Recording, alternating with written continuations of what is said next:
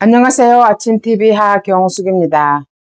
한 나라의 대통령이 되는 덕목은 많이 있겠지만 저는 그중에서 가장 기본적이고 가장 중요한 거는 거짓말을 안 하는 거라고 생각합니다. 일반 사람들도 거짓말을 하면 신뢰를 잃고 저 사람 상종 못하겠다 이렇게 배척을 하는데, 하물며 나라의 대통령이, 한 나라를 책임진다는 대통령이 거짓말을 밥 먹듯이 하면 안 된다, 저는 그렇게 생각합니다. 그래서 기존의 대통령 후보자들은 자기들이 내놓은 공약을 실천한다는 의미에서 국가 돈을 막 퍼제끼는 그런 인간들도 있었지 않았습니까? 그래서 저는 지가 공약을 했으니 거짓말을 하면 안 된다고 하니 그런가 보다 막연히 그렇게 생각을 했는데, 이제는 거짓말을 판치는, 거짓말을 애사로 하는, 거짓말을 당연시하는 그런 인간들이 대통령을 하겠다고 나서고 있습니다. 우리가 이재명을 싫어하는 이유가 뭡니까? 그는 입만 벌리면 거짓말을 합니다. 조속으로가 아니라 금방 했던 말도 금방 순간적으로 되치기를 합니다. 그래서 우리는 이재명을 신뢰하지 못하고 싫어합니다. 저런 인간이 대통령 되면 어떡하냐 이렇게 생각합니다. 이제는 지가 중도 보수를 표방하면서 이승만 대통령, 박정희 대통령 묘소까지 참배를 합니다. 이승만, 박정희 대통령을 독재자라고, 살인마라고 얼마나 퍼부어댔습니까? 그러던 이재명이 얼굴 싹 바꾸고 나는 이제 중도 보수야 그러면서 윤호준을 책사로 임명하고, 보수에서도 김무성이를 거의 다 꼬셔놨다는 말도 있어요. 그 정도로 이재명이는 안면을 순간적으로 싹 바꿉니다. 돌아서서는 또 어떻게 나올지 모릅니다. 이재명이가 대통령이 되는 세상을 상상만 해도 끔찍합니다.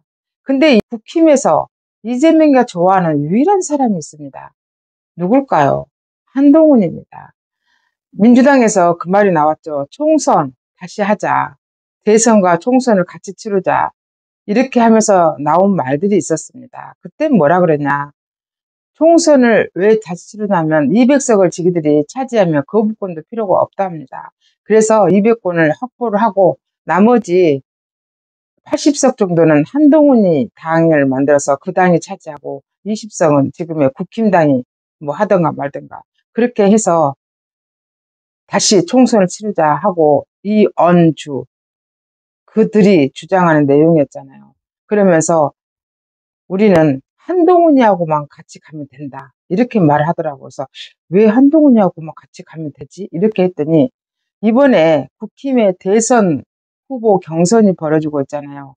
이러면서 그거를 이해하게 됐습니다. 무릎을 탁 치게 됐습니다. 뭐냐고요? 이재명하고 한동훈이가 굉장히 비슷한 점이 있더라고요. 그게 뭐냐?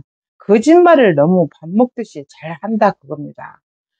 한동훈이도 금방 뽀록날 거짓말을 하고 있습니다. 심지어는 가장 간단한데, 김문수 후보가 나는 턱걸이를 6개 한다 그랬더니 한동훈이가 30개를 한다 그랬대요.